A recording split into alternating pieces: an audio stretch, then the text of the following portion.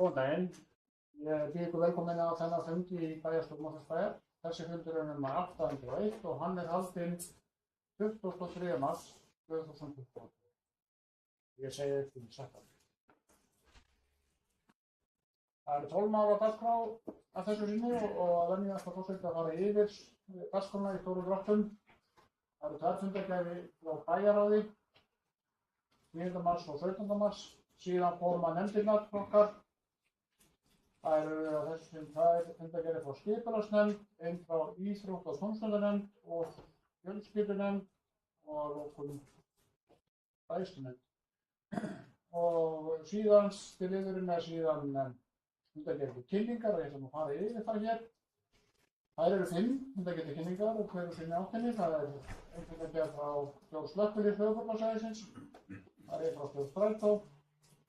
Það er skýring, samstarfsnefnd skíðasvæðanna, nummer 4 þar. Fundargerð frá SSA, samtök og sveitarfélög á höfuðborgarsvæðinu og lokum fundargerð, fyrsti fundur nýrrar heilbrigðisnefndar. Hún getur í það á eftir. En okkur ekkert af vanbúnaði, við hefjum fundinn ágætu bæjarfulltrúar að ræða fundargerð bæjarráðs, númer 1526, þessi fundur var haldinn 10. mars. Þar voru 14 á dagskrá, Anna Sigríður Gunnardóttir bæjarfulltrúi viðmálið. Gjörðu svo vel, Anna Sigríður.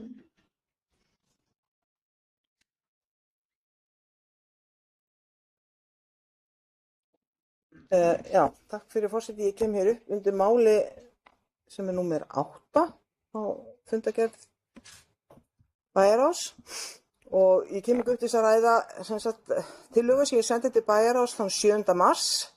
Ég hafði reyndar sendt tillöguna deginum áður úr þegar 7. mars úr netfangi sem ég nota við mín daglegu störf en endur sendi hana síðan daginn eftir úr Mosfellsbæjar netfanginu sem kemur fram á þessari tillögu eftir góða ábendingu hérna frá starfsmanni. Og með leyfi forseta ekki fá að lesa tillöguna og hún hljómar svona: Bæjarfulltrúi Samfylkingarinnar leggur til að Mosfellsbær snúi sér til flóttamannanefndar og bjóðist til að taka þátt í að taka á móti flóttafólki frá Úkraínu.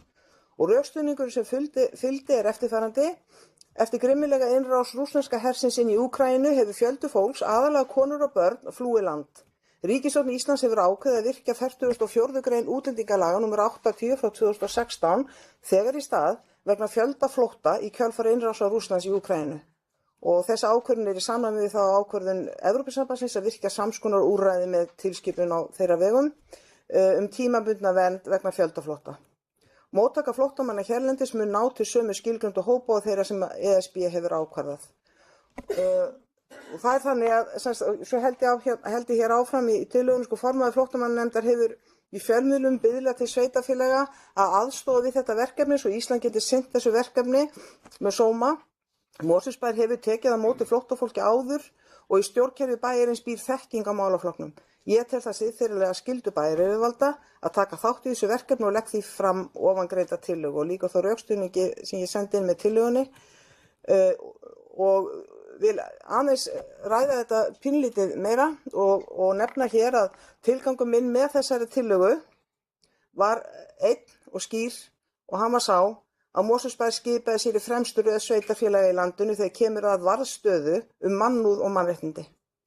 Ég held að ég hljóta að tala fyrir munn þeirra sem sitja við þetta bæjarstjórnarborð þegar ég segi að Mosfellsbær eigi alltaf að axla sína samfélagslegu ábyrgð þegar þjóðin stendur frammi fyrir stórum úrlausnarefnum á sviði mannúðar og mannréttinda. Bæjarráð vísaði tillögu minni til umsagnar framkvæmdastjóra fjölskyldusviðs og hún sýnist mér væntanlega inn á fund bæjarráðs í fyrramáli og það var bara fínasta afgreiðsla. Ég vil nefna hérna líka, samkvæmt upplýsingum frá Útlendingastofnun þann 21. mars þá hafa borist tæplega 400 umsóknir vernd vegna að ég vil segja viðbjóðslegrar og löglausrar innrásar Rússlands í Úkraínu. Það er ljóst að við stöndum frammi fyrir umfangsmiklu mannúðarverkefni og augljóst að án aðkomu sveitarfélaga landsins tekst okkur ekki sem þjóð að standa hnarreist við hlið vestrænna landa í stuðningi við Úkraínumenn. Úkraínska þjóðin þarfnast margs konar stuðnings frá lýðræðisríkjum Evrópu, meðal annars við að koma burt flúnum í öruggt skjól þar til þau vonandi geta farið aftur til síns heimalands í friði. Á fundi bæjarráðs vikuna eftir þennan fund var tekið til afgreiðslu bréf frá félagsmálaráðuneytinu og ég ætla bara óska eftir því við forseti ég fá aðeins að nefna það með nokkrum orðum og þar í þessu bréfi voru óskað liðsinni sveitarfélag við verkefnið og ég sé ekki annað á afgreiðslu þess fundar en að málið sé komið í góðan farveg innan okkar stjórnkerfis en með leyfi forseta ætla ég að fá að lesa þá bókun. Stjórnsýsla Mosfellsbæjar vinnur nú á undirbúningi stefnumörkunar Mosfellsbæjar á þessu sviði sem byggir á leiðsögn stjórnvalda og stuðningi og ráðgjöf þeirra sem best þekkja til mála og verður hún lögð fyrir bæjarráð fljótlega. Ég trúi því og ég veit reyndar að Mosfellsbæjar mun ekki láta sitt eftir liggja í þessu máli og taka fullan þátt og fulla ábyrgð í úrlausn þess. Takk. Þessi þetta mál Haraldur Sverrisson þetta mál, aðstöðu og bæjarfulltrúi, ræðum 8. mál og dagskrá bæjarráðs. Já, forseti, ég tek undir það að það þarf að veita þessu fólki liðsinni. Það eru miður skemmtilegir atburðir að gerast í Evrópu og það á árinu 2022. Maður hefur ekki trúað því fyrir einhverjum bara einhverju vikum síðan að svona lagað gæti gerst hér á þessum tímum í okkar siðmenntaða umhverfi í Evrópu. En það er nú samt svo að það geisar stríð í Úkraínu þar sem Rússar hafa ráðist inn í landið og með skelfilegum afleiðingum. Hver fréttatíminn á fætur öðrum lýsir því. Og það er ekki skemmtilega fréttir sem maður horfir á þaðan. Og sjálfsagt fyrir okkur vestrænu ríki og Ísland þar á meðal og sveitarfélögin að reyna að aðstoða eins og hægt þetta fólk sem býr við neyð í þessu landi. En það þarf að gerast með skynsemi og því að það sé skipulagt með góðum hætti. Þetta nú dálítið öðruvísi aðdragandi og öðruvísi mál í sjálfum sér heldur en svo flóttamanna aðstoð og svo flóttamanna aðgerðir og móttaka flóttafólks hér í þessi sveitarfélagi sem við hingað til tekið þátt í. Það er fólk sem ætla sér að búa hér og setjast hér að og vera hér íbúar þessa lands eins og hver annar og það prógram hefur tekist mjög vel hér þó að það megi kannski segja takmarkandi þátturinn og svo sem hefur verið erfiðastur úrlausnar í því eru húsnæðismálin að það er bara erfitt að fá húsnæði. Þetta mál í Úkraínu er dálítið annars eðlis og minnst kosti vona ég það að það verði annars eðlis þar að segja að þetta fólk hafi nú innan ekki mjög langs tíma tækifæri til þess að fara aftur til síns heimalands. Ég held að það sé megin þorri þeirra sem eru að teljast flóttamenn í þessum skilningi eða koma frá þessu landi eru vilja að fara þangað aftur. Eru ekki að flýja sitt land eins og vegna aðstæðna í því landi eins og það fólk til að mynda sem við höfum tekið á móti hér frá Úganda og fleiri ríkjum. Og ég óska þess einskis heitara en að það rætist og þessi stríði ljúki sem allra fyrst og þetta fólk hafi tækifæri til að fara aftur tilbaka. Og veit að mér það er sjálfsagt að taka einhver tíma og búið að leggja einhverja borgir þetta virðist vera eins og maður heyrir í rúst. Veit svo sem ekki er nú minn tilfinning að þetta fólk sem er hér, það sé meira úr kannski vesturhluta Úkraínu heldur en þar sem eru kannski þar borgir sem eru vestfarnari, hvað veit ég það? Ég er svo sem ekkert annað en tilfinningu fyrir mér í því.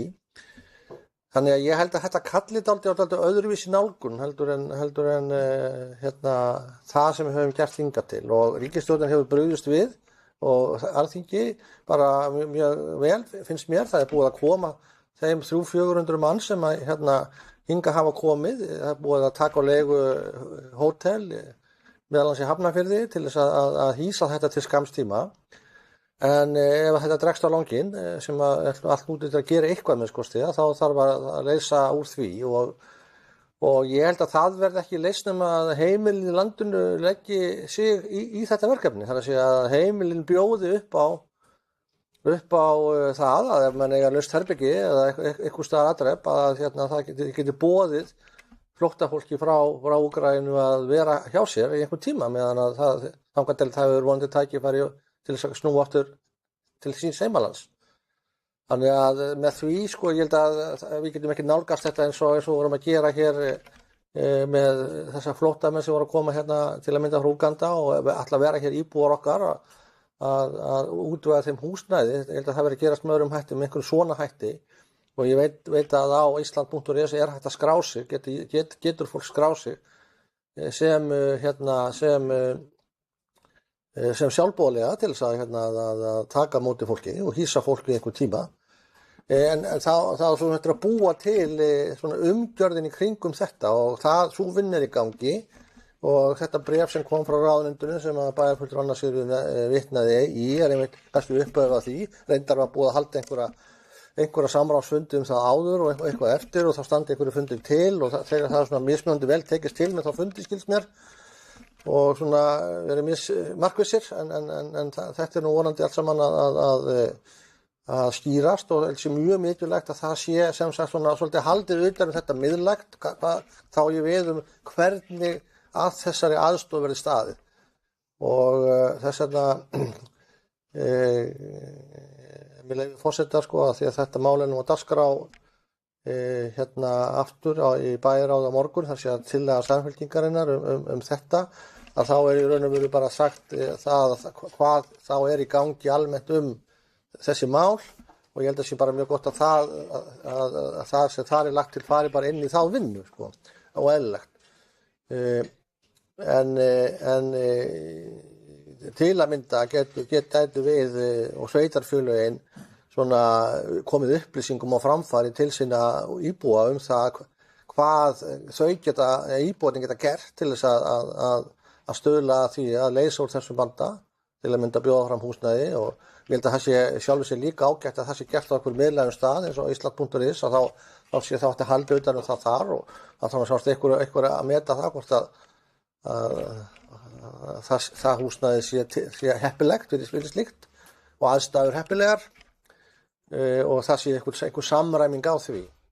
Þannig að við höfum einhverjar vikur í það, menn að það er búið, við skilst að það hafi verið hálfum mánuð til 3 vikna leigutími á þessu skammtíma húsnæði í þessum hótelum sem að fólk býr í þetta, einhverjir búa inn á fjölskyldum, einhverjir að koma inn að þeir þekkja hérna til, eiga hér ættmenn eða kunningja og eru þar anlegandi þegar komin í einhver slík úrræði á vegum bara sinna vina og fjölskyldna. En einhvern veginn hef ég svona þá tilfinningun og það sé kannski lausnin sem við erum að horfa til í þessu að við sem þjóð og við sem íbúar við getum rétt fram hjálparhönd með þessum hætti og vonandi í sem allra skemmsta tíma vonandi tekur þessar hörmungar sem þarna geisa enda sem allra fyrst sko. Þannig að ég vildi nú bara svona upplýsa og þau samtöl sem átt í stað hérna innan hús þetta og bara svona þar vangaveltur sem að hafi átt sér stað og bara það sem ég hef verið að velta fyrir mig líka bara á þessum grundum. Takk. Þannig ég ætla að ræða þetta hérna sem óbreyttur bæjarfulltrúi, þetta stóra og sorglega mál raun og veru sem snýst móttöku flóttamanna. Við þurfum ekki að fara í þessa frétt, eða þess að við fylgjumst með frá dag frá degi, ofta dag, þessi hræðilegu átök sem eru þarna í Úkraínu og af því leiðir þessi flóttamannavandi sem er alveg gífilegur bara Póllandi og víðar og við erum að takast á við ákveði verkefni sem að mér sýnist vera góð samstæða meðal þjóðarinnar og þetta gerist allt mjög hratt eins og við vitum. Það er ljóst að félagsmálaráðuneytið heldur utan með stjórnina þannig lagað og félagsmálaráðherra og velferðarráðherra hefur skipað aðgerðarhópa eins og að kalla til þess að halda utan með einstaka þætti. Það er komin móttökustað, ég held að það heiti í Domus Medica í Reykjavík, svona bara fyrst staður sem fólk fer á. Svo er það heimilin eins og hér hefur verið nefnt. Við vitum ekki hvað fólki verður lengi, það er bara svo ótryggt ástand, það er ómögulegt að segja. Hvort þið hafi einhver hús að venda eða hvort þið vilji fara tilbaka, örugglega vilja einhverju fara tilbaka, margir, en þetta er bara svo ótryggt ástand að það erfitt að kortleggja það, þess vegna verið að taka svona skýris bara myndin á hverjum degi. Bæjarstjóri var að nefna hérna áðan Ísland.is, það þetta skráningaform, við skoðaði það hérna og það mjög einfalt að fyrsta sem blasir við manni, skrá húsnæði, bjóða það fram og skrifa eitthvað það og þá fer það í einhvern farveg svokallaðan þar sem hefur metið hvort að það sé heppilt húsnæði, hvar það, fyrir hvern gæti það verið.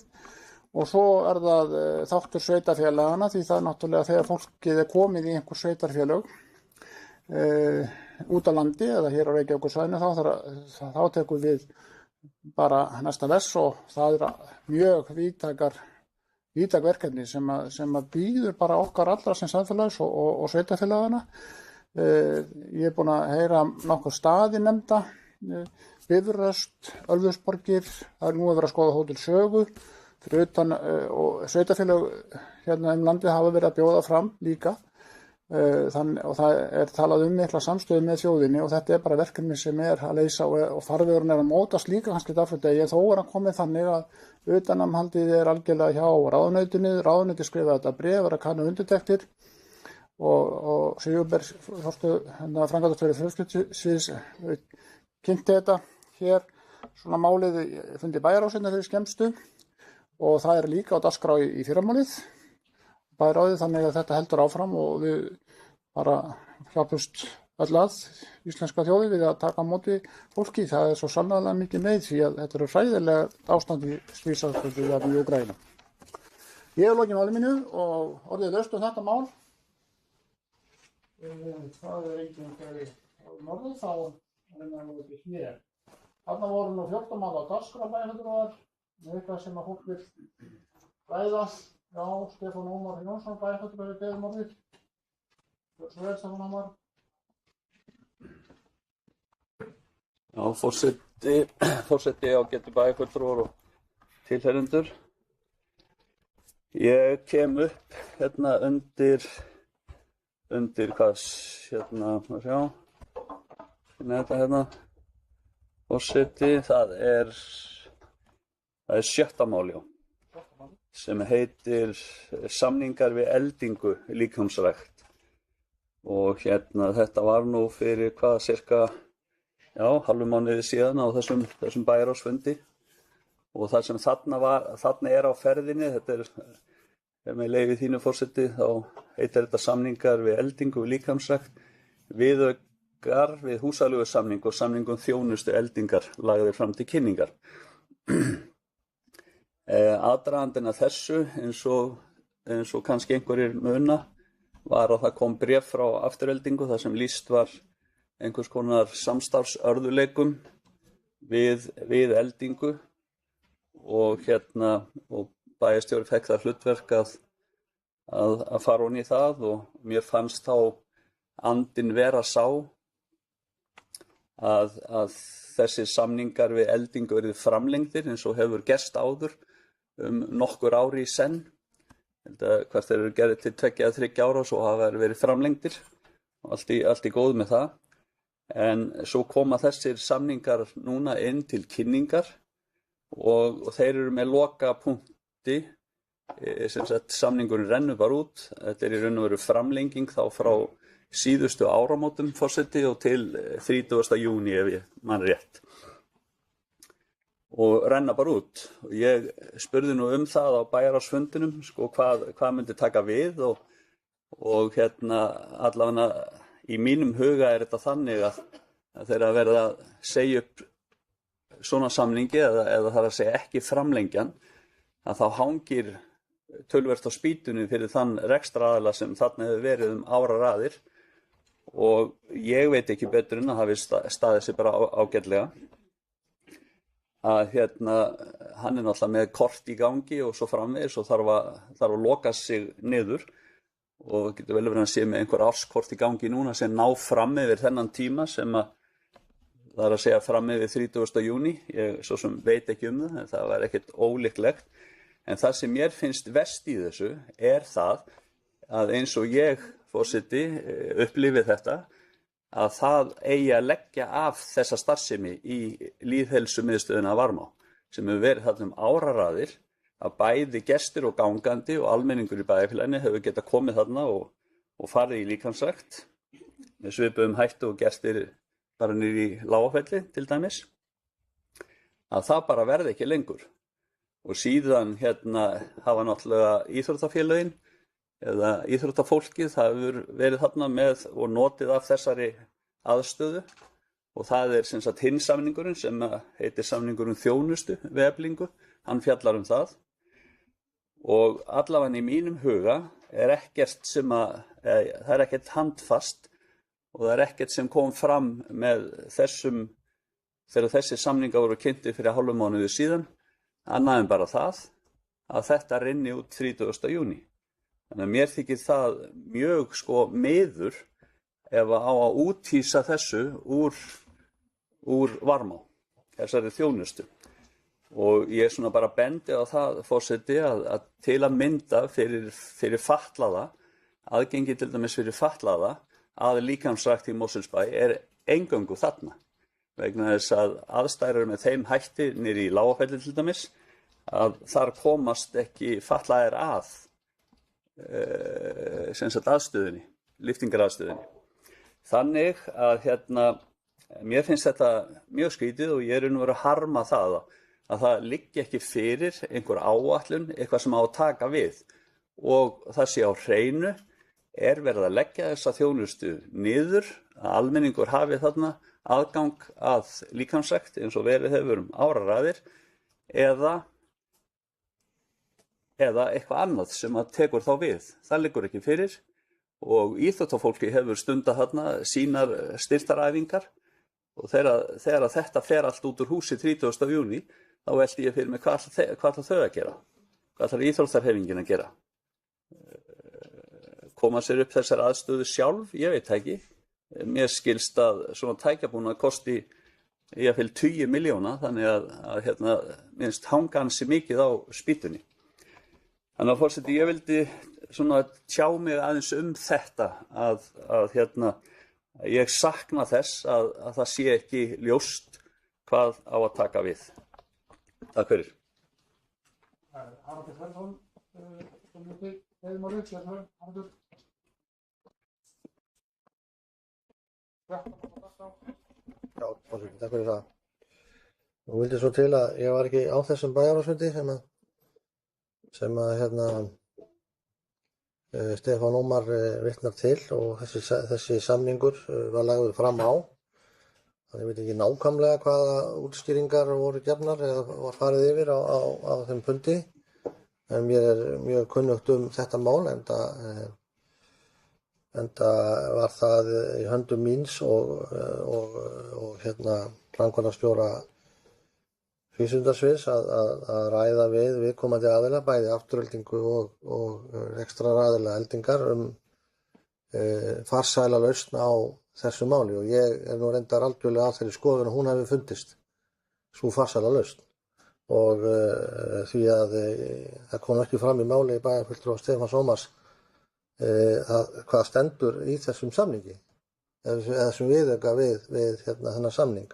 Það stendur nefnilega með viðauka þessum samkomulag að leigutíma ljúki 30. júní 2022 hafi ekki tekið samkomulag annað fyrir þann tíma.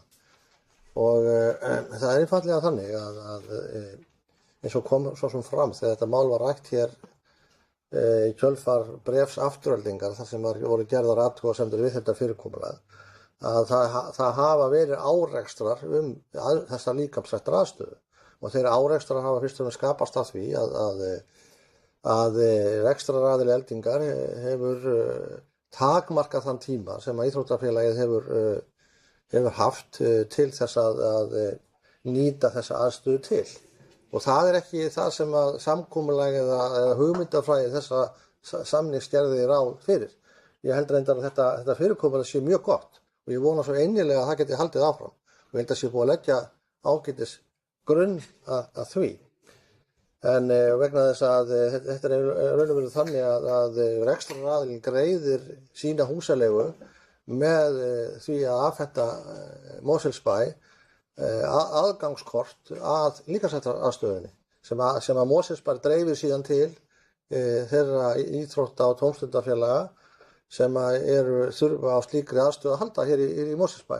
Og það náttúrulega langstærsti aðilinn er Afturelding. Og í þeim samningi ekki gert ráð fyrir neinum takmörkunum á því. Þannig að það var einhliða ákvörðun rekstraraðilans að takmarka þann tíma sem að íþróttafélögin hefðu til þess að nýta sér þessa aðstöðu. Og það olli ekki góðum samskiptum. Og yfir það var farið mjög vel og vandlega á þessum fundum, bæði með Aftureldingu og Afturelding hvött til þess að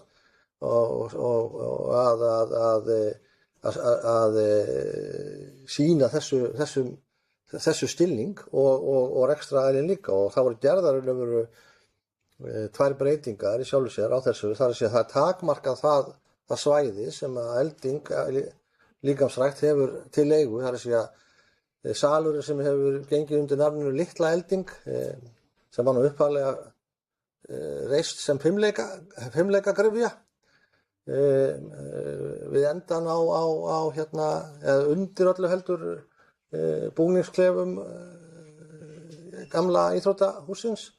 Það að segja sko við endan á nýja húsinu, þar sem sagt lyftingasalur sem að Elding leigði, en það fer út úr þessari leigu og það verður rými sem að lyftingadeildin sem að sjálfstæð, ekki í Aftureldingu, hefur bara aðgengi eins og hver önnur deild sem að þarna æfir, samkvæmt sinni tímatöflu, og öðru leyti sá salur fyrir íþróttafólk, og þá fyrst og fremst íþróttafólk Aftureldingar, afreksfólk Aftureldingar til afnota, til styrktar þjálfunar, sem og að salurinn sem nýttur af Eldingu til almennings líka aðgengilegur fyrir Aftureldingu, og ekkert bara á einhverjum tímum heldur öllum tímum. Það var grundvallar atriði í þessu sambýli öllu saman að slíkt yrði að ræða. Og við urðum sammála það, og ég held að það bara tekist gott samkomulag það, að við skildum að láta reyna á þetta fyrirkomulag í 2-3 mánuði, hvort að þetta myndi ekki bara ganga upp og allir eru sáttir við þetta, og þar gætum við þá framlengt þetta fyrirkomulag, sem ég held að væri mjög mikil verðmæti að geta gert. Það að segja að það er verðmæti fyrir Mosfellsbæ að samnýta þessa aðstöðu, sem að það að segja hún nýtist ekki bara íþróttafólki heldur líka almenningi. Það minnkar kostnað sveitarfélagsins eða það Aftureldingar á að borga það, eins og kom fram í máli Stefánsson, þá kostaði þessar græjur helling, og það þarf þá að annarkvæmt leiga þær eða kaupa þær, þó að það er ekki nákvæmlega kannski þessar græjur allar en einhverjar af þeim. Þannig að það eru mikil verðmæti held ég fyrir fjárhagsleg verðmæti að samnýta þessum hætti.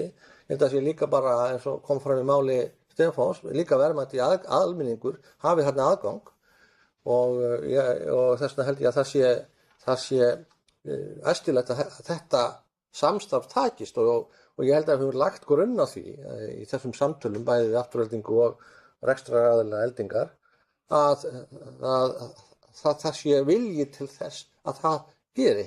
Það er að segja að mann geti unnið hann í sátt og samlyndi saman með þetta svona. Það er hins vegar annað líka sem að við vöktum athygli rekstraraðilans á, og við vitum ekki alveg hvernig á nákvæmlega þessari stundu hvernig mun akta sig. Það er að segja að við erum að fara í mjög mikil inngrip og mikla framkvæmdir við íþróttamiðstöðina Varmá. Það er að segja að við erum að byggja nýja þjónustubyggingu við þá byggingu sem við það mannvirki sem við innganginn á því, og hluti af þeirri framkvæmd er ekki bara ný bygging, heldur líka breytingar á innra fyrirkomulagi hússins. Afgreiðslan sem að nú verður ekki lengur til. Það hefur farið yfir drög að skipulagi þessi, til að mynda íþrótta- og tómstundanefnd, og þau gögn aðgengileg hér í fundargátt bæjarins. Og það geta með sé að það er mikil inngrip inn í það hús, bæði aðgengið utanfrá, og er mjög erfitt vik að svona komast meðan á framkvæmdinni stendur, með að vera að grafa grunn og koma sér upp úr jörðinni og svo framvegis. Og svo líka því það er verið að breyta innra fyrirkomulagi nákvæmlega fyrir framan aðstöðu Eldingar. Þannig það getur verið að bara praktískum ástand verði ekki á einhverjum tímapunktum hægt að hafa aðgengi almennings með þeim hætti sem í dag.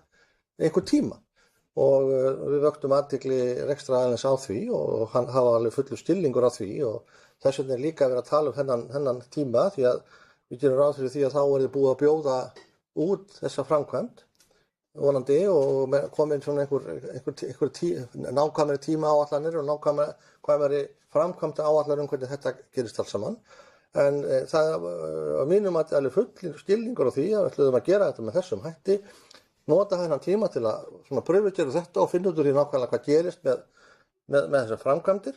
En það kom líka alveg fram, bæði gagnvart Aftureldingu og gagnvart þessum rekstraraðila, að mati okkar væri það dýrmætast að þetta fyrirkomulag geti haldið áfram með þessum hætti, fyrir alla aðila.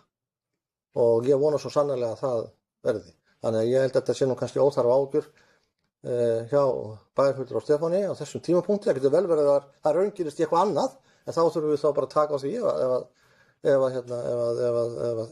tíminn leiðir í ljós að þetta er eitthvað öðruvísi en við erum óvana.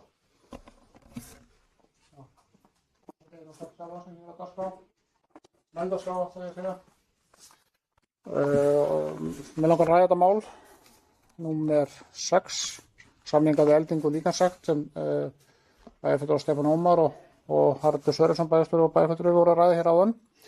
Það búið að fara ágætlega yfir málið. Þetta snýst viðauka við húsaleigusamning og það var þeir sem voru kynntir þarna og þessi viðaukar voru framlengdir, eins og við hefur sagt, tímabundið, eins og oft er. Það nú reyndar stuttur tími, má segja það er bara til fram á sumarið, 30. júní og það hefur líka verið nefnt hér að það er ekki ástæðulausu að verið að fara yfir málið og hefur verið gert hér af embættismönnum með rekstraraðilanum. Það hafa verið ákveðnir árekstrar annars vegar á milli Aftureldingar sem nýtir þessa aðstöðu og hins vegar rekstraraðilans. Á því var tekið ákveðin mál, ég ætla ekki að fara í það smáatriður, en mér finnst þetta fyrirkomulag gott og bara finnst vonið við að það muni takast að leysist úr þessum ágreiningi sem snýst kannski um mannlega samskipti að einhverju leyti, þannig að þetta geti verið áfram þetta form og hvernig er formið, það er annars vegar, það er náttúrulega samningur og rekstraraðilinn heldur við tækjum og kaupir þau eða leigir þau og nýtir þau, leiðbeinir á þau og hverju nota það, annars vegar er það Afturelding, okkar góða félag og iðkendur þar og síðan bara almenningur sem getur þá komið þarna í tíma og það er svona blendurnotkun það varðar. Þannig að ég held að við sjáum nú til hvernig þetta verður þegar að vera að koma reynsla á þetta. Þetta er eins og ég sagði á en ekki mjög langur tími en málið verður þá skoðað aftur hér sumar. Ég hef lokið máli mínu og ég segi nú, það er Kolbrún Þorsteinsdóttir sem vil ræða þetta mál. Númer 6, samningar við eldingu og líkansrækt. Kolbrún, Já, takk forseti. Hérna erum við að tala viðauka og framhalda samningum sem voru gerðar við eldingu og eiganda eldingar og það er náttúrulega bara eins og allir vita þá hefur gengið á ýmsu þarna í samskiptum og mér hugnast nú best að tala þetta bara eins og þetta er. Þetta hefur ekki gengið nú vel, mér skilst það sé búið að fara vel yfir þau mál öll sömul. Það þarf náttúrulega 2 til þegar að kastast í kekki í samskiptum og ég ætla bara að trúa því og treysta að þó að þessi samningar séu til 30. júlí sem er ótrúlega stuttur tími. Júní meira segja, 30. júní sem er ákaflega stuttur tími. Og hvað þá fyrir rekstraraðila sem er að reyna að halda úti almenningsíþróttum og lýðheilsu bæjarins hérna niður á Varmá. Við verðum átt okkur á því að þessi nýja þjónustubygging, þetta anddyri er fyrir alla Mosfellinga, fyrir íþróttamiðstöðina á Varmá sem er fyrir alla Mosfellinga og mér þetta mjög miður ef að það tækist ekki samningar að nýju við þennan rekstraraðila því mér segir svo hugur með hvað eru stuttur dagsetni tími á þessari á þessum samningum að sem einhvers konar tilraunar tímabil núna allt verði betra og hann sé að fá þarna ákveðna viðvörun þessi rekstraraðili að vegna þess að þarna verði náttúrulega ákveðið rask á starfseminni og hann átti sig væntanlega á því og það getur enginn sett sig í þessi sporum það að vera með slíkan rekstur sko, með svona stuttan tíma og hvað, þú veist, en þetta er það hans mál og hann hefur þannig tíma til að gera ráðstafanir en það er eitthvað sem segir mig það að við séum að fara út í það eins og fleiri sveitarfélög eru að gera, það sem að íþróttafélögin ráða ríkjum í hverju einasta sveitarfélagi eins og Hafnarfirði og Garðabæ til dæmis, bókstaflega búin að taka yfir öll íþróttamannvirki og það á að heita í þágu almennings og lýðheilsu. Ég ætla bara að vona að við séum ekki að fara þangað og íþróttafélagin stjórna nú nógu miklu í hverju einasta sveitarfélagi þannig að við verðum aðeins að fara að spyrna þeim fótum og verðum bara líka að hugsa það að við getum náð einhverju sátt þessa stóru og merkilegu og mikilvægu íþróttamiðstöðvar á Varmá að því við erum að fara að gera hana stærri og betri og glæsilegri fyrir alla. Þannig að þarna er bara löng saga erfiðra samskipta sem að mér finnst að við ættum ég bara vil trúa því, það er mín skoðun, að við eigum að leysa þetta með bara einhverjum hætti og bærinn bara gera allt hvað hann getur til þess. Og mér finnst einhvern veginn líka, þetta er bara ákveðin, þetta er svona merkilegt starf sem að fer fram hjá þessum einstaklingi og hann er ákveðin nafn hjá okkur sem við viljum bara að við haldið út í hér góðu starfi. Þannig að við skulum aðeins bara vonandi vanda okkur í framhaldinu og áfram verði rekin stöð fyrir almenning að íþróttamiðstöðin á Varmá. Arnór Sveinsson, þú hefur aftur eitthvað. Já, ég held að ég þurfi bara að ítreka það sem ég sagði þetta.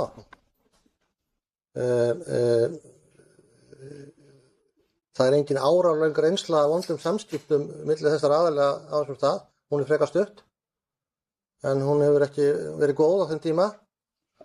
Og nákvæmlega þessi bæjarstjóri og framkvæmdastjóri fræðslusins voru að gera var að reyna að koma þessu fyrir í þann farveg sem bæði Stefán Ómar og Kolbrún hafa nefnt. Þannig að mér finnst einhvern veginn sko að það sem ég sagði hér áðan hafi ekki alveg skilist.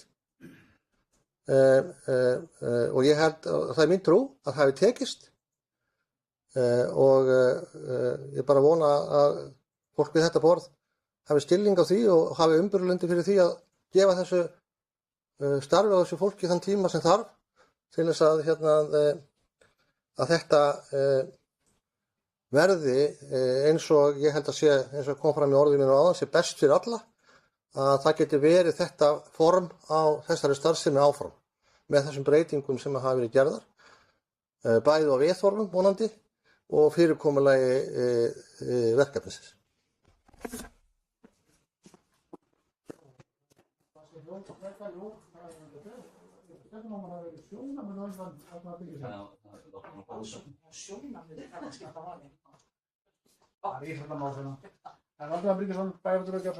Takk fyrir. Ég ætla bara að leggja áherslu á það að í þessu máli þá er það sem skiptir máli er það sem þeir sem nota þjónustuna.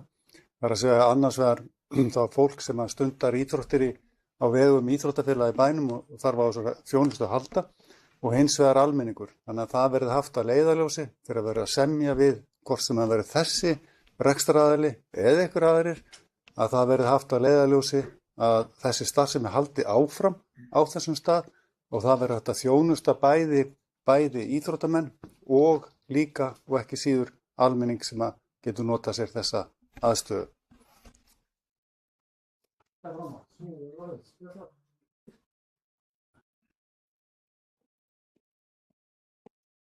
Já, bæjarstjóri, forseti fyrir kjöp, bæjarfullur og alltaf þess og fullir virðingum fyrir bæjarstjóri líka og tilhörundur. Já, það er þetta sama mál og það kom, ég fagna bara orðum bæjarstjóra hérna áðan, þar sem hann talaði nokkuð afdráttarlaust það að það væri ekki meiningin að fara að leggja þessa þjónustu af eða úthýsa almenningi úr húsinu. Ég fagna því, en það hefði verið rosalega gott að hafa eitthvað minnisblað með þessu. Hvað var það sem var ágreiningur og hver var tillagan að lausninni sem á að vera til pröfu í einhverja mánuði eins og hann sagði og hvað tekur þá við vegna þess að þegar reynslutíminn er lokið, þá fer væntanlega fram eitthvað mat á því hvort að menn hafi náð saman og allt sé í sátt og samlyndi, forseti, og þá þurfum við að vita hvað var það sem að var rætt um. Það hefði verið mjög gott og eiginlega bráðnauðsynlegt að hafa minnisblað við hliðin á þessu. Þá hefði ég kannski ekki þurft að koma hérna upp á hann og spyrja þessara spurninga og leiða málið í þetta. Og ég ætla bara að vona að það sem að kom líka fram í máli bæjarfulltrúa Kolbrúnar Þorsteinsdóttur, sem hún vitnaði í að íþróttafélög væri að taka yfir húsin, nefndi dæmi um það. Ég ætla að vona að það sé alls ekki upp á teiningnum hérna og trúi því, og það er þá ekki í samræmi við það sem að bæjarstjóri lýsti hérna áðan. Það er þvert á það. Nú, það má líka minna á það, forseti, að samningurinn leigusamningur Eldingar er við Mosfellsbæ. Og það er ákvæði í samningnum að komi upp hnökrar, þá skuli vísa þeim hnökurum til íþróttanefndar. Hún eigi að fjalla um það.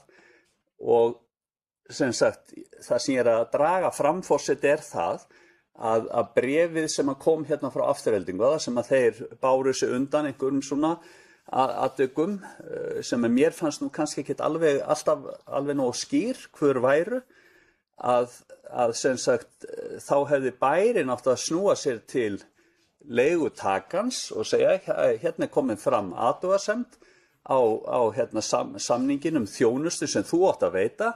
Athugasemdirnar eru þessar, hvert er þitt svar við því, eða andmæli þín við því þá, eða lausnir, og þetta væri svona svolítið skýrt upp á borðunum. Nú ég velti fyrir mig líka, bæjarstjóri sagði að þetta væri eitthvað pröfutímabil. Ég vona að það verði sem styst og það verði búið að ganga frá þessu fyrir kosningar. Og það voru líka nefnt að það væri inngrip, sem sagt það að fara að byggja anddyri og þetta allt saman, bara gott mál með það. En það auðvitað er inngrip sem að snertir alla, geri ég ráð fyrir, sem farur húsið. Það snertir almenning sem kemur í húsið, íþróttaiðkendur, starfsmennina og þá sem eru að veita þarna þjónustu. Og þannig að það verður allir að sýna náttúrulega tillitssemi, og við hefðum getað og getum alveg framlengt þennan samning, komi hins vegar til þess að það verði rekstra stöðvun einhvern skemmri tíma þá væntanlega, að þá bara greiðir viðkomandi ekki leigu akkurat fyrir það tímabil. Það hlýtur að vera sanngirnis atriði, en það mætti alveg ganga frá rammasamningnum. Og ég hvet til þess að það verði gengið frá honum fyrir kosningar, og þannig að það sé ljóst í hver staðan er 14. maí. Takk fyrir, forseti. Þá tekur nættu til máls Örlygur Þór Helgason, bæjarfulltrúi. Gjörðu vel, Örlygur. Það er 16 ára það. Samningar við Eldingu. Líkansvæg. Virðulegi forseti, bæjarfulltrúar. Já, við kemum upp á lið 1.6 samningu Eldingu líkasvægt. Ef við tökum þetta aðeins stærra, þá held ég að Mosfellsbær er búin að stækka svo gríðarlega mikið, og fjölgun iðkenda á heilsu er búið að tvöfaldast ábyggilega síðustu ár. Og aðstæðan, og það er alltaf þrengra alla. Það sem ég tel að við þurfum er framtíðarskipulag á svæðinu. Hvernig viljum við sjá svæði sem heilsueflandi svæði? Erum við að fara að teikna upp íþróttamiðstöð með heilsurækt, með sjúkraþjálfun, þar sem væri svona heildarpakki? Erum við komið einhverja tímaramma? Hvernig ætlum við að fara í þetta? Hvað þurfum við? Þurfum við ekki, nú fekk Afturelding í gjöf á síðasta stórafmæli framtíðarsýn á svæðinu. Er komið eitthvað plan? Þurfum við ekki aðeins að skoða hvað getum við gert við þetta svæði? Þarf að grinda þess. En ég held að óska þess að báðir aðeins náist góðu samkomulagi, en það er orðið þröngt. Það er orðið svo margir iðkendur á bæði svæðum. Þannig ég skil báða aðeila mjög vel. En takk fyrir.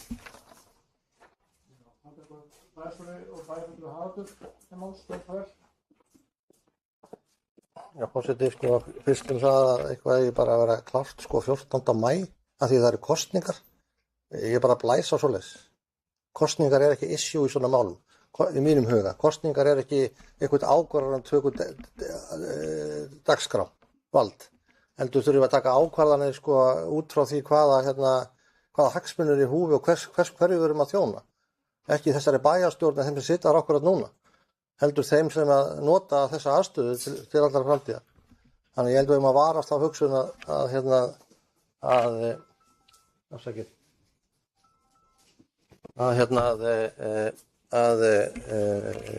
eitthvað þurfi að vera nákvæmlega tilbúið fyrir kosningar.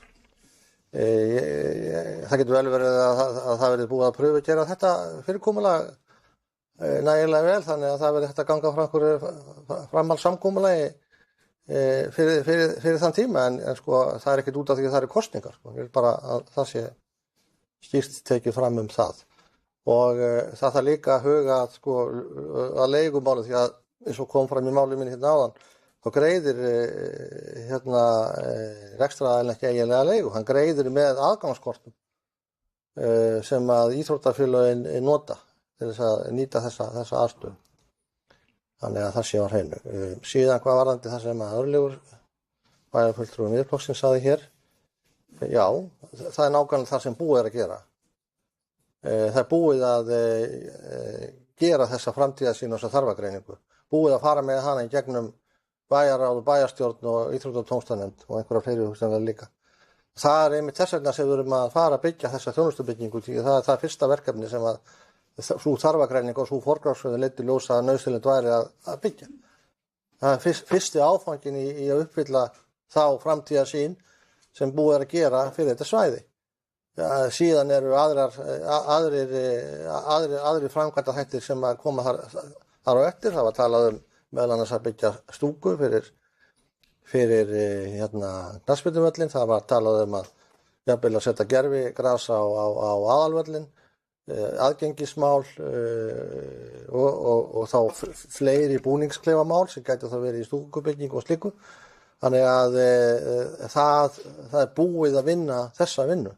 Og hún liggur hérna til grundvallar þeim ákvörðunartökum sem við erum að taka til að mynda það að fara í þessa byggingu á þessu þjónustubyggingu sem að stóð til að gera hér fyrir 15 árum síðan, en var að óskattrildingar hættu við eða frestað vegna þess að þeir settu þá aðra framkvæmdir framar í forgangsröðun. Þar ber að nefna til að mynda fimleika hús og yfirbyggðan knattspyrnuvöll. Þannig að við erum að vinna eftir þessu plaggi.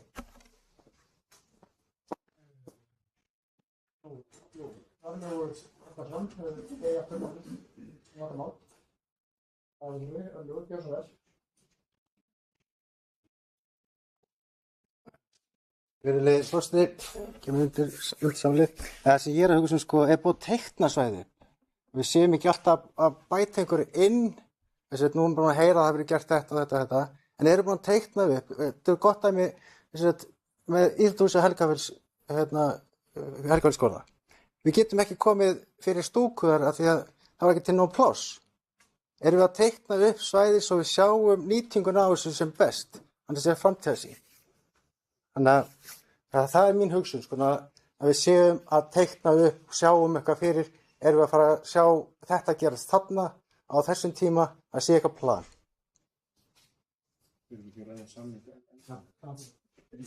Má ég svara þessu eða? Þetta var ekki tengt málum eða? Teikningar á bæinu, það má náttúrulega. Já. Þessi fyrst Helgafell, sko, það var aldrei staðið til að þar væri annað en skóla íþróttahús. Það er engar nýjar fréttir. Það hefur alltaf verið í þeirri stefnumörkun þann skóla. Þannig að þar var teiknað skóla íþróttahús, sambarlegt og er í íþróttamiðstöðina Varmá, ekki íþróttahús með áhorfandi aðstöðu. Þannig að þannig var það verkefni hannað og alveg með frá upphafi. Hvað var þetta? Já, það liggur fyrir í þessari vinnu svona nokkurn veginn hvernig við erum að sjá þetta fyrir okkur. Það liggur hins vegar fyrir að taka eina ákvörðun. Og það er svolítið sem tengist svona þessu sem að íþróttafélagið eða ungmennafélagið aftur þarf að taka. Það er það, vill það fara í það að að setja gervigras á aðalvöllinn og þá fórna ákveðin aðstöðu sem það fyrir, til dæmis frjálsíðustu aðstöðu. Og hvor völlurinn á þá að vera knattspyrnuvöllurinn á þá að vera keppnisvöllurinn og það er svona leikt að því líkum í þessi þarfagreiningu að það sé þá gervigrasvöllurinn núverandi og þar verði stúkan en það er svona, það tengist því að endanlega þarf afturleikin gera upp hugsin hvað varðar aðalvöllin og breyta honum þá í gervigrasvöll og það er nefnt í skýrslunni, hún er nú aðgengileg öllum og hvet þig Örlygur og aðra bæjarfullar sem ekki að lesa hana, ekki nú fyrir að lestir hann og lesa hana að fara í gegnum það en það er svo best fyrir viðkomandi bara að rýna gagnið. Nú, umræður lokið þetta á þessu myndi. En orðið ennþá upp, þarna voru fyrir hverjum án 14 mál að kasta á, við hefum rætt með þetta. Við gefum ekki ennþá, þannig að ég lít svo á að umræðum þessa fundargerð lokið og þá göngum við til atkvæði á skýrslu bæjarfulltrúa þess að staðfest þetta fundargerð er hlutað fór fyrir með sem þetta fannst. Þetta er að hindra loftið þar. Ólega vika og aftur kom 50 dagar. 11, það er 11 fyrir. framtíðarsýnin því. Þetta er sjáandi. Það er búið að tala svo mikið um framtíðarsýn hérna.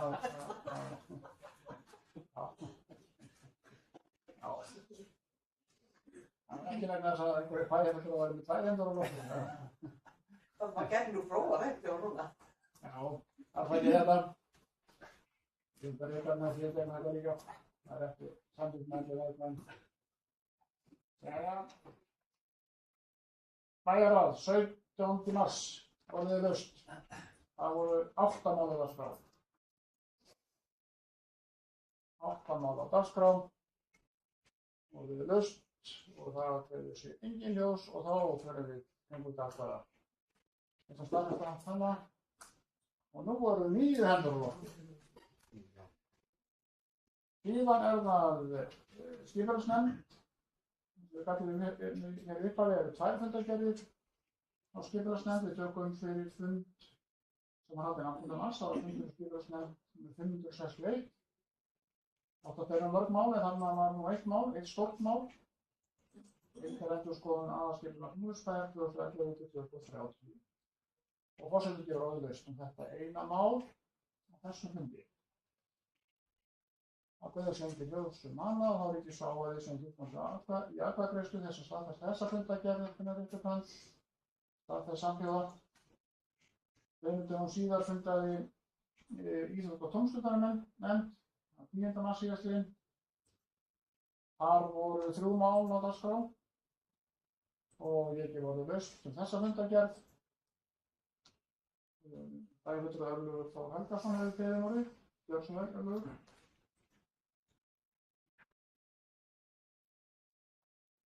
Það er 752 og þessu ákveðið nefnd. Virðulegi forseti, ég kem núna upp úr lið hérna 4-1 Helgavíðskóli Íðhús.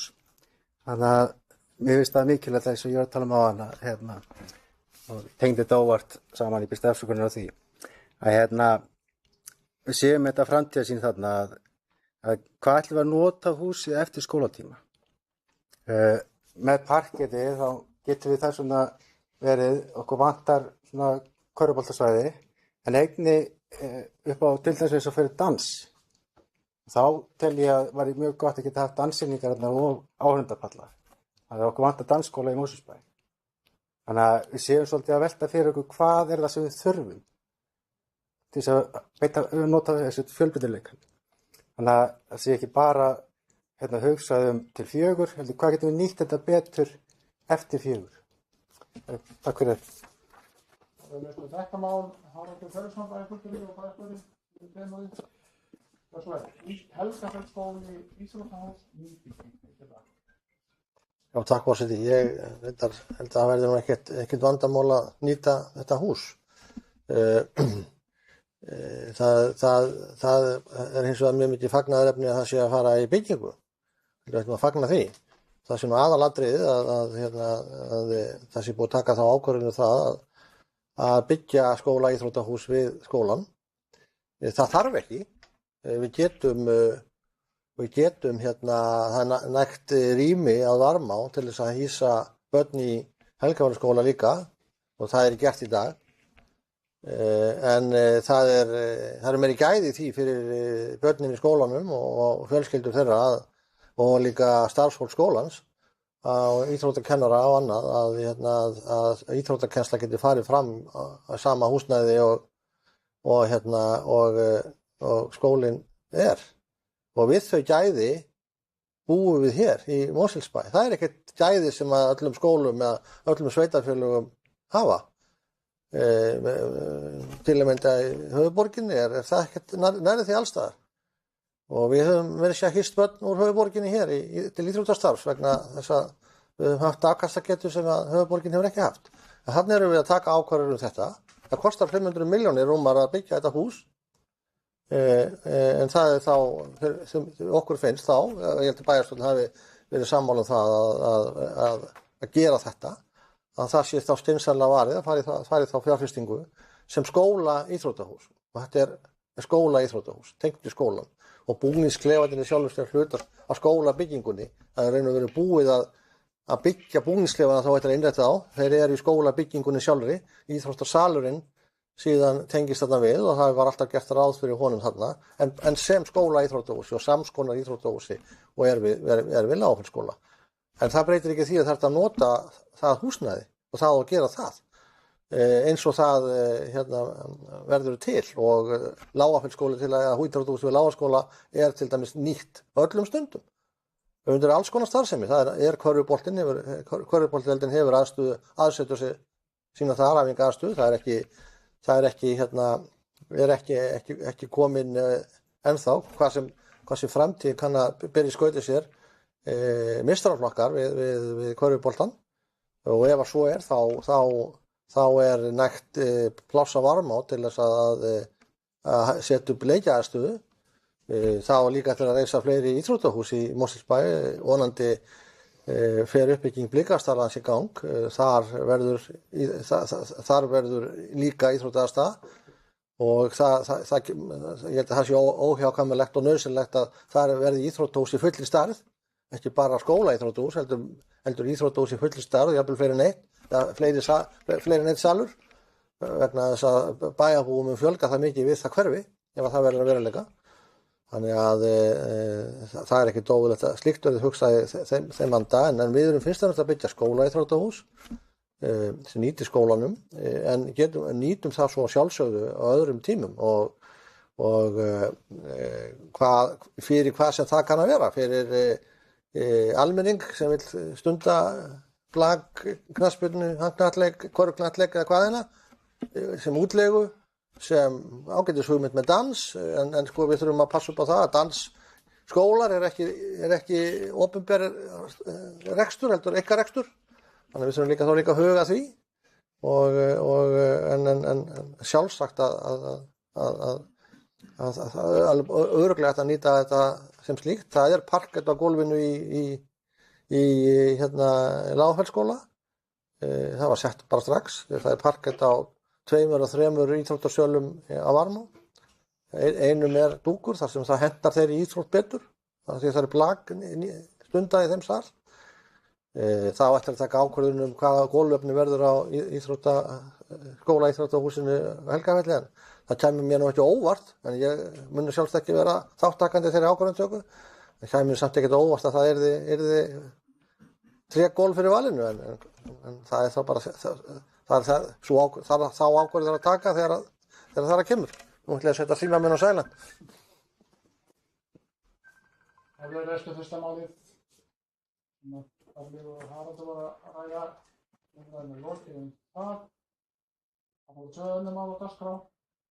Og við veistum þau. Það var þeirra.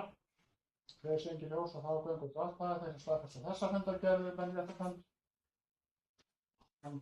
Samfjóða 15. mars og síðan haldinn fundur í fjölskyldunefnd. Það voru 4 mál á dagskrá og ég er orðlaust.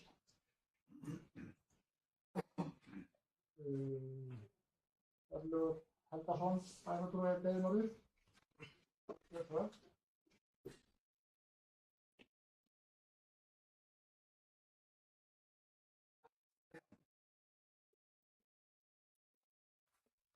Virðulegi forseti, bæjarfulltrúar, kemur undir lið hérna 6-4. Nei, fjölskylda áfylgi, já, þá er ég vitlaus. Já, þú veist að þetta. Ég kom að vera. Já, fjölskyldubörslu. Þá var eins og fórseti áðan og það var næsta kjörtíðanbíl. En við höldum okkur í fjölskyldunefndina núna. Ykkur sem vil ræða eitthvað það og ekki þá verður það lokið og lögum við atkvæði eins og staðfesta þessa fundargerð réttarfund. Hún er staðfest á öllum bæjarfulltrúum. Og þá var það fræðsluverðin, 16. mars. Arnlaugur Þór Helgason, ég ætla að gefa þér orðið, orðið. Sem eitthvað máli í þessari fundargerð, það voru 4 mál á dagskrá. Það er svona verið að spara og ljósa þetta báðum minn, maður líti ekki aftan á. Já, ég kem hérna undir 6.4, innleiðing laga um samþætti þjónustu í þágu farsældar barna. Ég hef smá áhyggjur af þessum þætti, því að í lögunum þá er ykkur skylda að framfylgja þessu hag barna, af því að ríki er ekki að stuðla að meðferða úrræðum. Við eigum að taka ábyrgðina á þessu og fylgja barninu, en það er ekki talað um fjármagn til þess að stytta greiningatíman eða bæta við þjónustu í svona snemmtæka íhlutun í hegðun og öðru. Það er langi biðlistar. Þannig að ég vil að við endilega skoðum þessa liði þegar við fáum, þetta er innleiðingarferli næstu 3-5 árin, þannig að við séum svolítið vakandi að ríkið sé líka tilbúin til þess að vinna að því að stytta tíman sem við getum fengið þjónustu fljótt og öruggt. Þannig að ég vil bara koma þessu svona í umræðina. Takk fyrir. Það er eftir þetta mál og það er fyrir að koma frá Þorsteinsdóttir hefur beðið orðið. Það langur til, ég ætla að lesa hann hérna með hérna hálftumfengur í pontu. Innleiðing laga samþætti þjónustu í þágu farsældar barna. Já, takk forseti. Sko, þetta er nefnilega alveg risastórt mál og ég held að akkurat að þá sé Örlygur, bæjarfulltrúi Miðflokksins, að kannski að horfa á þann endan sem við erum vön að horfa á. Rauninni sko endastöðuna þegar barn er komið mikið vanda. En hér er verið að tala um innleiðinguna á þessari samþættu þjónustu og hvernig við stöndum hér í Mosfellsbæ og hvað við erum að fara að gera.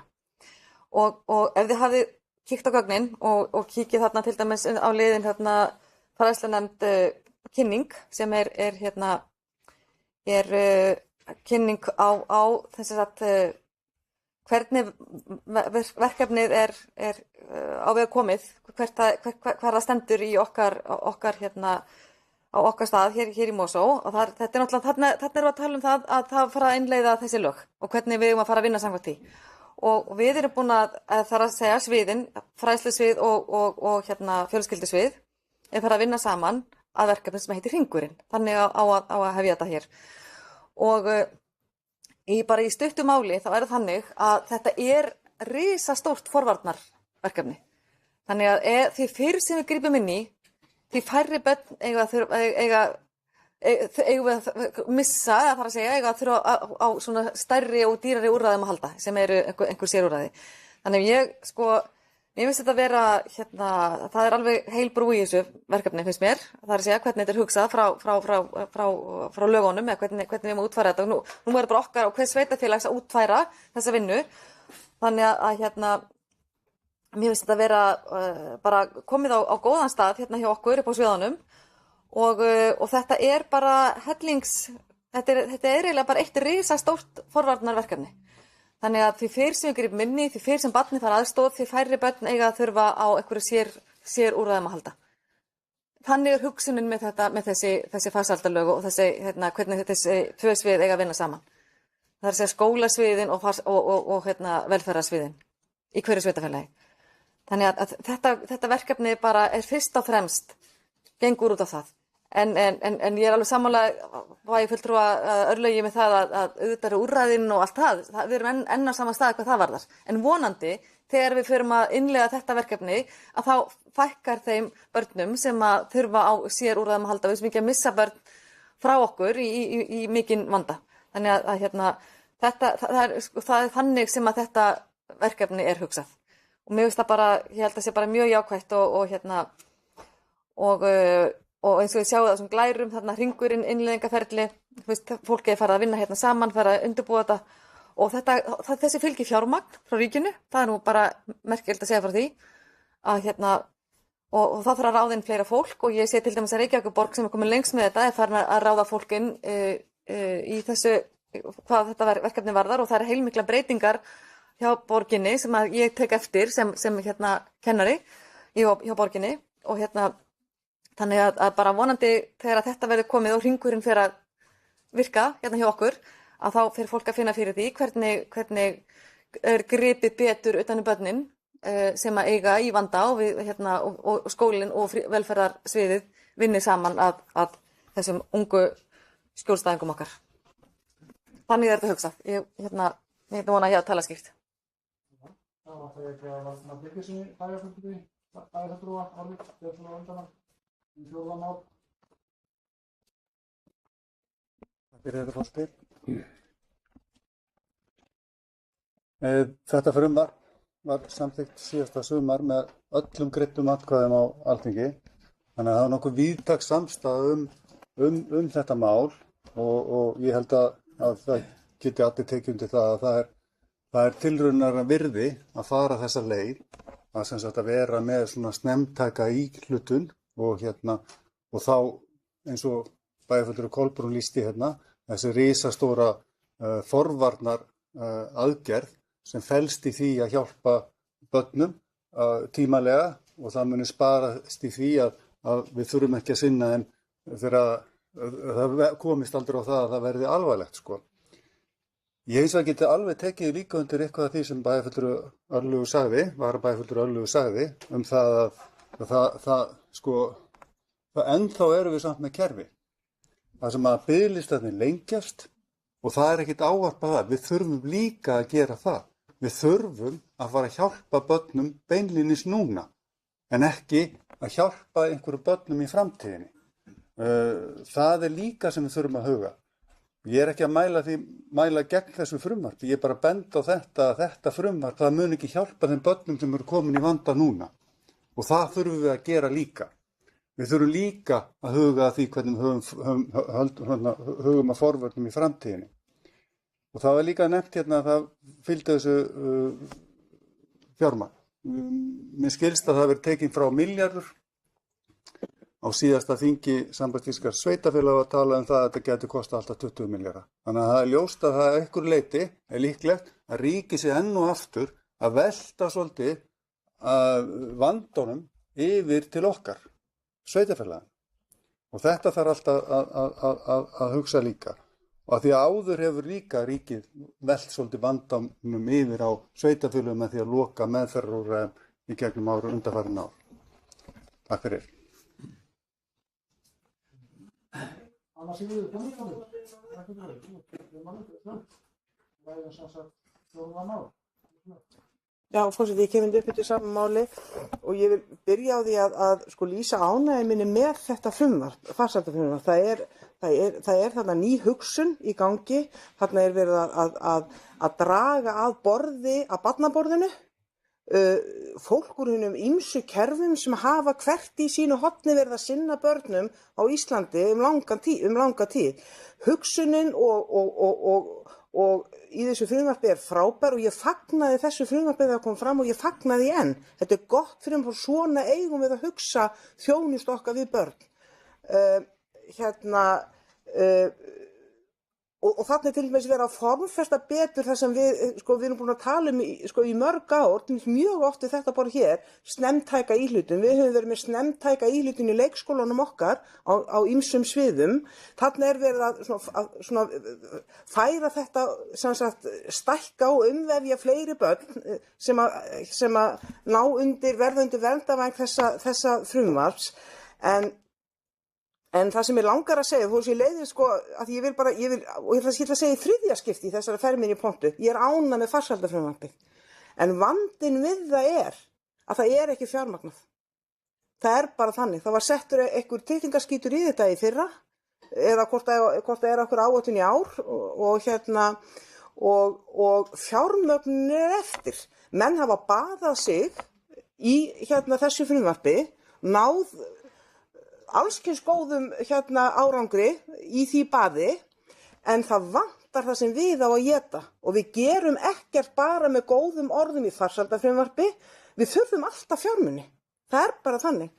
Og ég tek undir með bæjarfulltrúa Valdimar og hann bara tók orðin sem ég ætlaði að segja, að það því miður þá læðis á grunur að manni að þarna séum við aftur að stefna inn í hatramar deilu við ríkisvaldið þá hver á að kosta hvað það verði sett verkefni yfir okkur án þess að við höfum fjármuni, sporin hræða, við getum talað grunnskólan, við getum talað sem náttúrulega bara enn meira nær okkur í tíma, málefni fatlaðs fólks, við erum ekki enn búin að bíta úr nálinni með það vantar enn milljarða inn í þann málaflokk.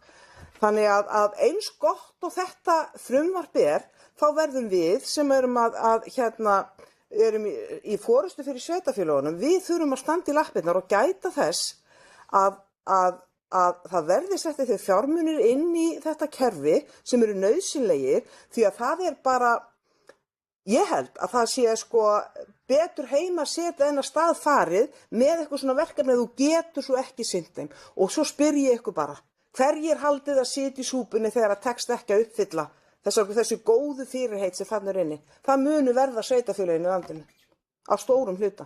Og svo vil ég aftur segja að hugsunin í þessu að ná og grípa og halda utan börnin okkar snemma. En svo vitum við náttúrulega að við munum alltaf þurfa sértækari, stærri, kannski drastískari úrræði sem náttúrulega á hendi ríkisins. Það þarf ríkisvaldið að fjármagna og ríkisvaldið þarf bara að hætta að loka stofnunum sem sinna börnum. Punktur. Það bara komið nóg. Takk. Þetta verður til máls Örlygur Þór. Það ekki. Þar. Við ræðum þetta saman á áfram og kallaði farsældarfrumvarp. Ég ekki að setja út á, skal ég segja ykkur, þessi lög. Þetta góður svona rammi. En lagalega séð og struktúrinn, hver mun ber ábyrgðina? Erum við sveitarfélögin að fara að segja þessum hagsmunaaðila hvernig á að gera þetta? Eða erum við að fara að stýra og stjórna? Það bara gott dæmi að sveitarfélögin eru með hagsmunaaðila fyrir börnin og eins og barnaverndar og annað, en ríkið með hver forsjáraaðilinn. Þessi kerfi verða að fara að tala saman og það sé eitthvað svona sameiginleg lausn. Þannig að það alltaf svo mikið hindrunum. Þannig að hver stjórnar ferlinu, hvað næsta stig, þetta finnst mér vanta. Og vonandi mun þetta, en hins vegar svona heilt yfir grunnurinn og svona flestmálin eru komin hann inn og gott dæmi líka að allar skráningar það verður þá auðvelt að færast á milli. Þannig að viðkomandi sveitarfélög eru auðveldar að takast við. Kolli. Takk fyrir. Það var kannski ekki verið þetta sjálfa sig að tala farsældarfrumvarp. Þetta ekki frumvarp lengur, þetta lög sem verið að tala innleiðingalega samþykkt þjónustu þá farsældarfarma. Skýrstum innleiðingalega. Nú, Stefán Ómar Jónsson, bæjarfulltrúi hefur beðið morguð umsett af 4. mál, fundur fræðslunemndar 13. mars. Já, takk fyrir forseti, þá getur bæjarfulltrúar og tilheyrendur. Þetta eru lög og þetta breyting, minnst á 2 öðrum lögum meðal barnaverndarlögunum, þannig að það allt í einum stórum pakka. En það rétt, ég tek undir það sem hefur komið hérna fram, að ásetningurinn góður og ásetningurinn hjá barnamálaráðherra, kallar hann sig ekki það, er góður. En þar sem ég hef farið í gegnum þetta, að þá það mjög oft sem að kemur fyrir fara skal fram greining og skoðun og úttekt á börnunum strax, fljótlega og eiginlega bara strax þegar þetta kemur upp. Og nú geta aðila sem að koma, bæði foreldrarnir og aðrir, óskað eftir því að það fari fram svokölluð snemmtæk íhlutun sem getur falið í sér greiningar á greiningarstöð ríkisins, þar sem ég heyrði daginn að vera í 2 ára bið eða eitthvað í þeim dúr. Ef að ráðherra Framsóknarflokksins hysjar ekki upp sem buxurnar og skaffar þessa peninga varanlega, það sem hefði átt að gera, það hefði náttúrulega átt að kostnaða meta verkefnið og leggja fram í leiðinni varanlega aðferð tekjuöflun eða fyrir sveitafélögin, vegna þess að þessi eilífi leikur sem við erum búin að reyna með grunnskólana, með málefni fatlaðra, jöfnunarsjóður, við þurfum bara sveitafélögin að fá okkar afmörkuðu tekjustofna og það hefur verið rætt það meðal annars að við fengjum tekjustofna eins og hluta fjármagnstekjuskatti og svo framvegis og framvegis. Mér alveg sama hvernig þetta gerst, en við þurfum að hætta þessum leik með þennan blessaða jöfnunarsjóð, forseti, fyrirgeðu orðalagið eða orðbragðið, ég bara svo þreyttur á honum. Og hverjir gjalda? Sveitafélögin, þau fara ár eftir ár með töluverða óvissu og vöntun, bara eins og í málefnum fatlaðra, vöntun á því að geta sinnt lagalegri skyldu sinni. En ráðherrarnir hengja nælurnar í barmana, í þessu tilfelli ráðherra Framsóknarflokksins, og ég ætla bara að vona að það verði fundið út úr þessu, vegna þess að annars geti komið að því að hann þurfi að biðja afsökunar á frumhlaupinu. Rússar hafa krafið einnira afsökunarbeiðni, ég ætla ekki að taka afstöðu til þess, en þetta geti snúið að innanlandsmálum en ekki utanlandsmálum. Og bara þessu verður að linna. Vinsaldar frumvörpum, jafnvel þó góð séu eins og í þess tilfelli, það verður að hugsa fyrir fjármögnuninni, tryggja hann í leiðinni. Ekki að láta okkur sem eru í forsvari fyrir sveitafélögin ár eftir ár og áratugi jafnvel vera að glíma við það að það sé óljóst hver gerir hvað og ennþá óljósara hvernig og hver borgar. Takk fyrir fórsti.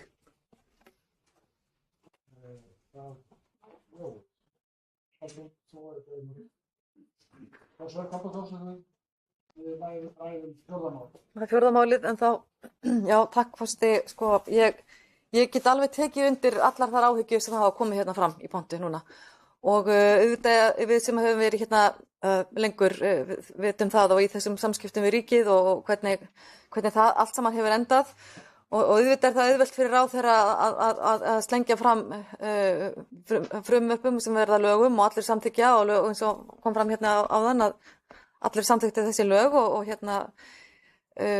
enda hið besta mál og eðlilegt að allir vilji grípa til einhver aðgerða og ef þetta er niðurstaðan að þetta verði til þess að fella múra. Í mínum huga er þetta náttúrulega fyrst og fremst verið að fella múra á milli skólamála og velferðarmála og það er það sem þetta snýst og er mjög mikilvægt að gerist. Við erum búin að vera að vinna í sílóum í allt of mörg ár og þarna verið að fella múra og auðvitað eru skólamálin á höndum sveitarfélagana og heilbrigðismálin á hendi ríkisins.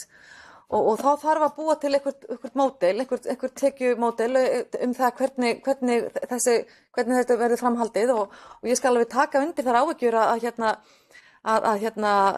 að þetta hefur það oft ekki farið vel og fólk hefur talað að ráðherrar hafi baðað sig í einhverjum ljóma út af þessu öllu saman og jafnvel bara þvílíkt náð árangri í sinni pólitík út af þessu og hverju sitja svo uppi með þetta allt saman og hvernig hefur mótverða þetta, hvernig hefur að gera þetta og á ekki að fylgja þessu fjármagn en ég segi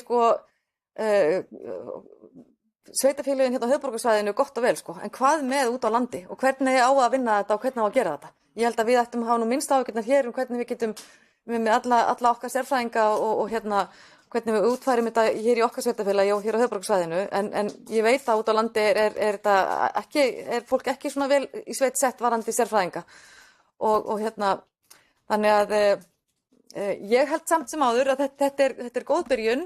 Við erum byrjuð hérna hjá Mosfellsbæ, við ætlum að gera þetta eins vel og við mögulega getum. Við ætlum að treysta það að ríkið komi með sinn hluta fjármagni inn í þetta og við verðum okkar áfram við erum áfram að reka skóla og við vitum alveg hvernig umræðinu það er. Það er alltaf verið að kalla meira fjármagn. Við erum að reka skóla án aðgreiningar, við vitum hvernig það gengur. Við erum með alls konar verkefni, sveitarfélögin, og við vitum hvernig það gengur. Við ætlum að vona þá að þeir sem að setja lögin og þeir sem að styðja við baki á sveitarfélögunum skilji það verkefni sem við stöndum frammi fyrir og það verður ekki auðveldara, það mun ekki létta á skólanum á næstunni. Þannig að ég ætla að vona það að þeir sem að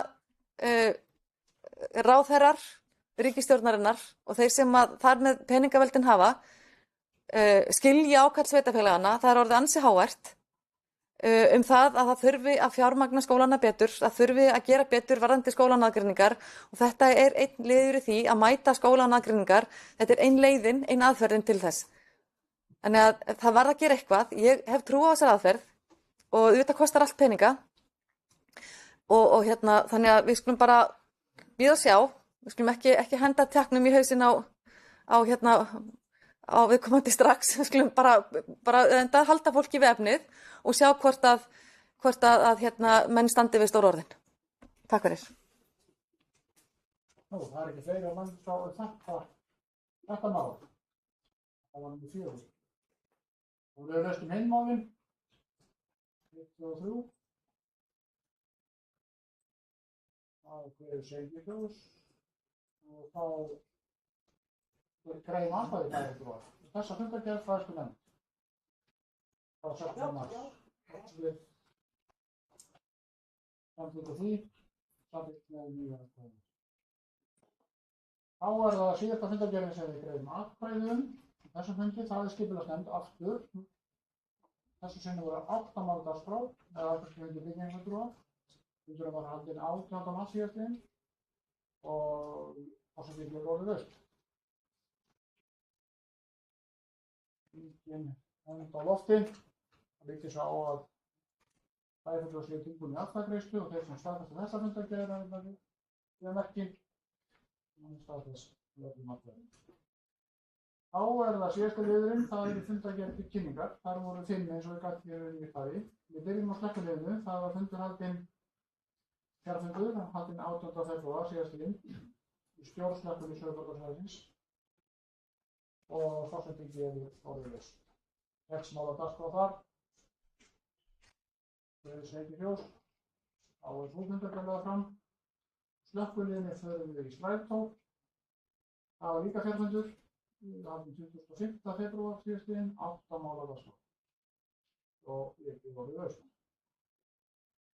Við segir ljós og þá er sú fundargerð lögð fram. Og síðan er reynt og strætóförum á skíði. Það er samstarfsnefnd skíðasvæðis. Það fundur með 400 áldrækkingar á við bæjars og Mosfellsbæjar samkvæmt þessu.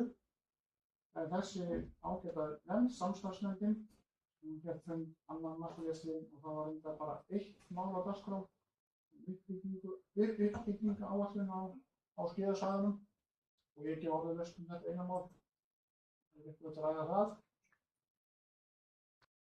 Það virðist ekki vera og þá er sú fundargerð lögð fram.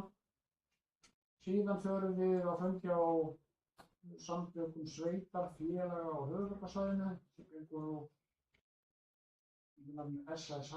Það var fjarfundur haldinn 7. mars síðastliðinn, 14 mál á dagskrá og ég gef orðið laust þá fundargerð. Engin hönd á lofti frá bæjarfulltrúum og þá er hún lögð fram. Síðan er hér fundargerð í lokin sem mér langar aðeins að tala áður en ég gef orðið laust. Það er fyrsti fundur hjá nýrri nefnd. Það er ný heilbrigðisnefnd eins og margir þekkja það var gerð breyting á skipan mála. Heilbrigðisnefnd Mosfellsbæjar til lengur, það er að segja heilbrigðisnefnd kjósasvæðis, það er að segja. Og þetta er breyting, skipulagsbreyting. Nú er það heilbrigðisnefnd heilbrigðiseftirlit Kópavogs, Hafnarfjarðar, Garðabæjar, Mosfellsbæjar og Seltjarnarness. 5 sveitarfélög sem sameinast í nýtt heilbrigðiseftirlit. Það einn fulltrúi frá þessum sveitarfélögum og þar að auki einn fulltrúi frá samtökum atvinnulífsins. Bara svona til upplýsingar að þessum fyrsti fundurinn, það var langar með að nefna það og þarna á þessum fundi var fulltrúi Hafnarfjarðar, Linda Frank Þórisdóttir formaður og varaformaður í Kópavogi, Jón Haukur Ingvarsson. Fulltrúar Mosfellsbæjar eru sömu og fyrr. Það Arna Haflinsdóttir, aðalmaður og varamaður hennar Örvar Þór Guðmundsson. Heilbrigðiseftirlit hið nýja. Og þarna voru 13 mál á dagskrá og ég loði laust. Síðustu fundargerð sem við ræðum hér. Þessa fundi, það kveður sig ekki ljós, þá hún lögð fram. Og þá bara komið hér að leiðarlokum, ábyggjum bæjarfulltrúar. Það hefur boðað til næsta bæjarstjórnarfundar miðvikudaginn 7. apríl næstkomandi, kl. 16:30. Takk fyrir að tala fyrir fundarsveitum.